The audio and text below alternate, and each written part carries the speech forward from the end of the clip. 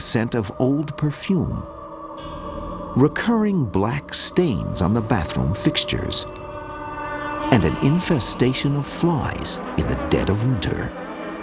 When we first looked at the house, very first time, we noticed no flies anywhere in the house. Especially when you think back now, they were limited in particular to the sewing room second floor. Same bedroom that Father Ray had asked us not to use as a bedroom. The longer we were in the house, the more flies there were in that room. I don't have an explanation for how or why, but that's where they were.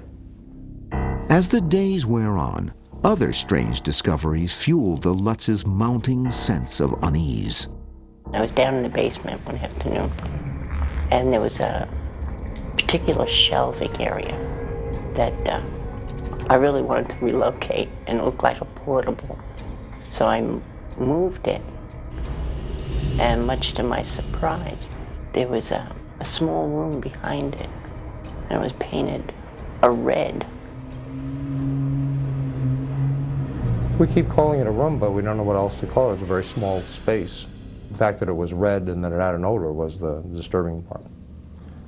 Then when Harry, our black lab, wouldn't go near the room, cowered away from it, that was more disturbing.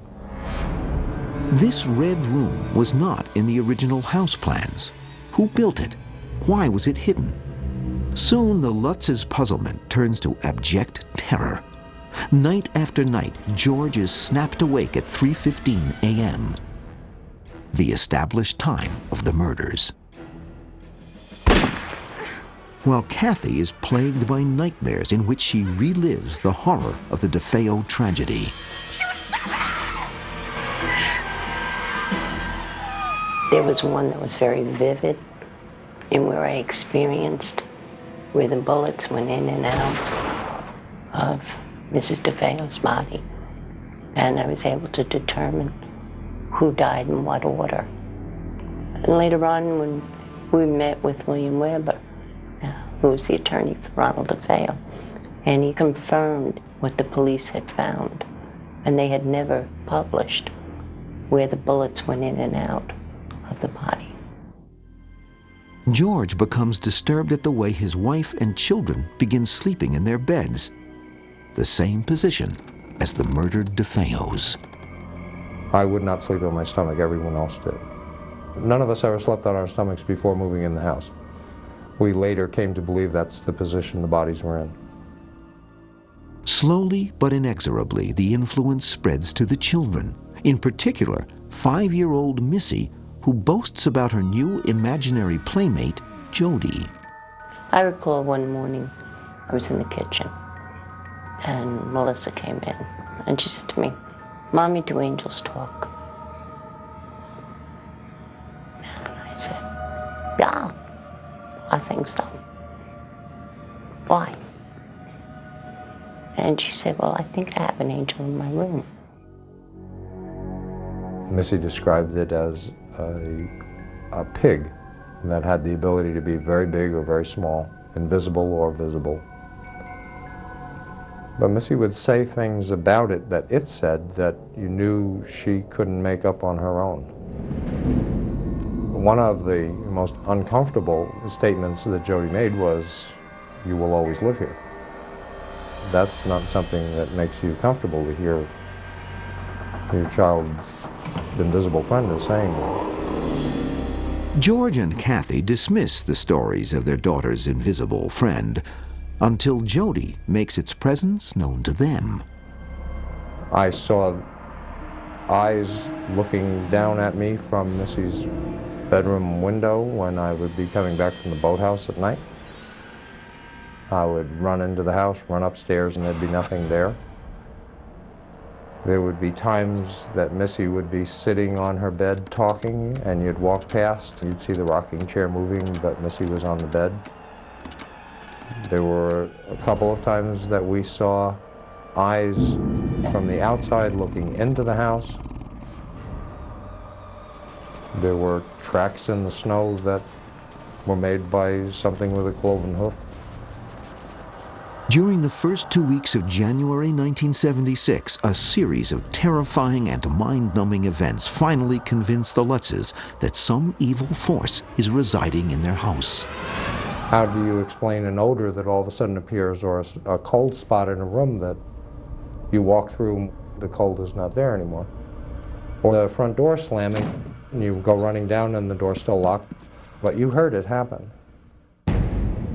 Desperate to rid their home of the diabolical presence, the Lutzes are advised by a friend to first open all of the windows throughout the house and then go from room to room reciting the Lord's Prayer.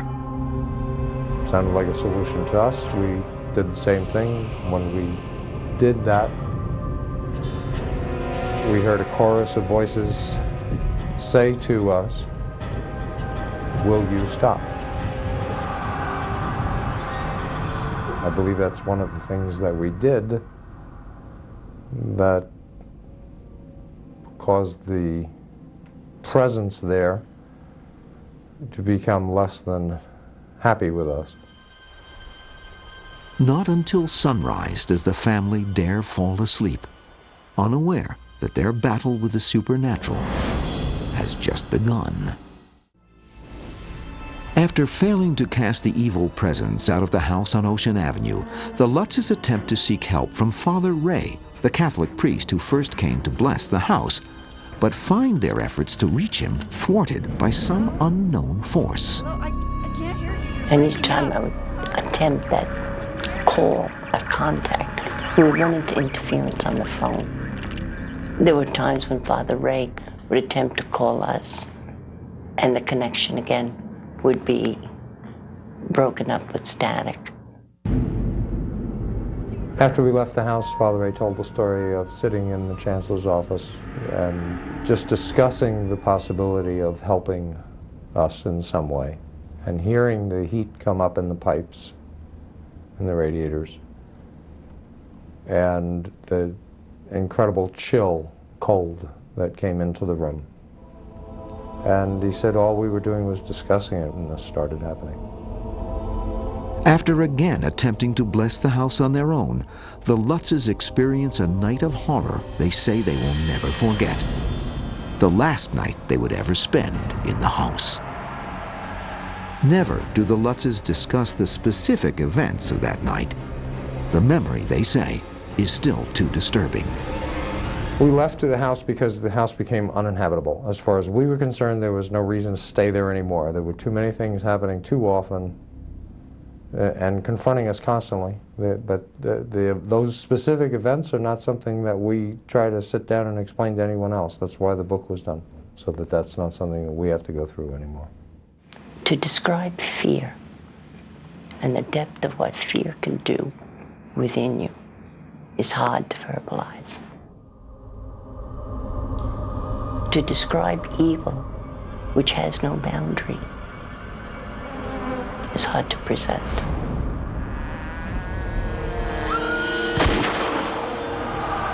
But this is what the family was experiencing that night. Each one, with the degree that they could handle it. This sense for our very lives was there, and we chose to go.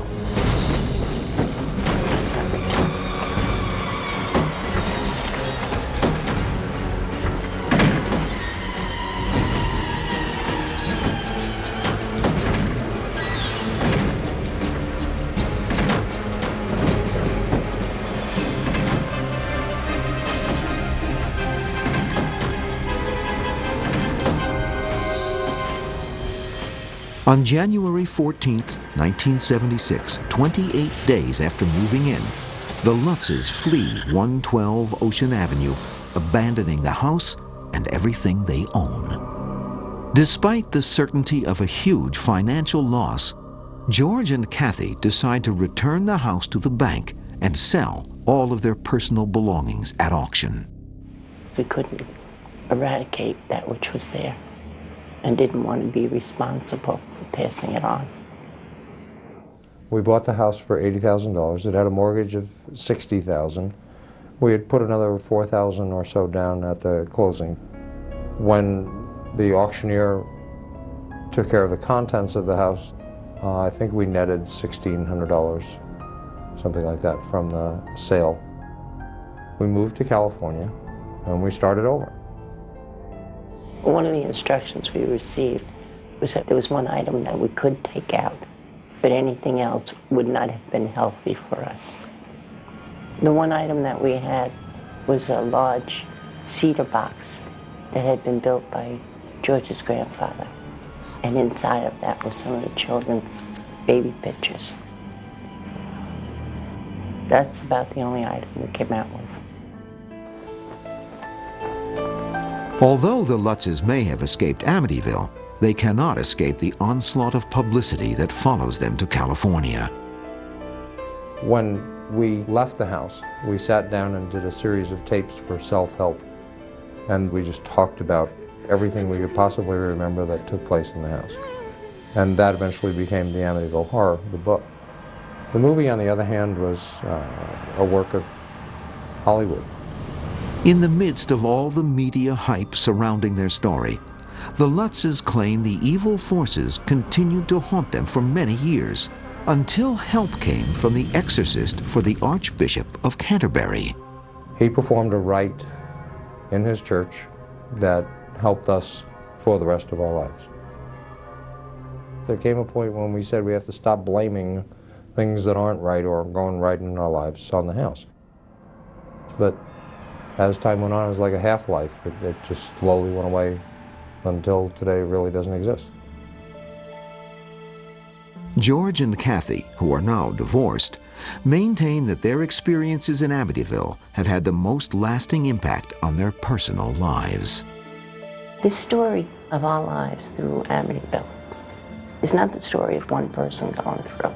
It's the story of a family, 5 members, each one coming with what affected them and bringing it in.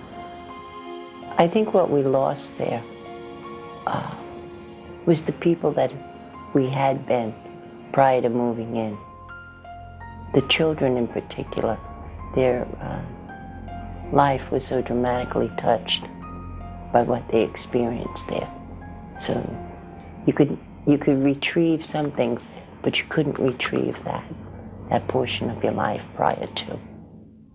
But what of the supernatural forces that drove the family out of 112 Ocean Avenue?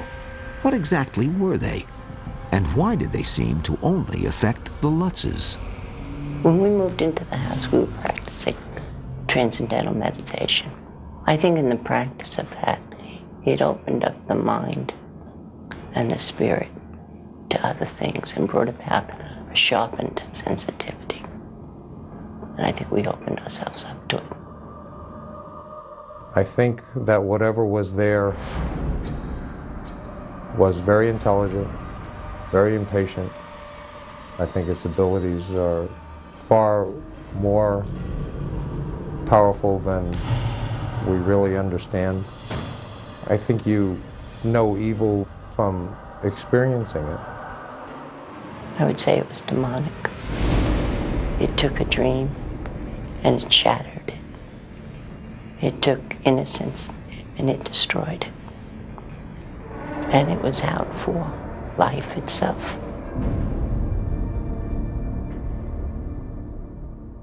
No one has reported any paranormal occurrences since the Lutzes fled from the house in January 1976. The home now has a different address and a new look, but it still attracts curious visitors from around the world. As for the killer who once lived there, Ronald DeFeo applied for parole in 1999. In his hearing, he told officials that he was downstairs, quote, using drugs, unquote, while the real killers came in and gunned down his family. DeFeo's request for parole was denied. Discover more about this and every History's Mysteries topic at historychannel.com. I'm Arthur Kent for the History Channel. Thanks for watching.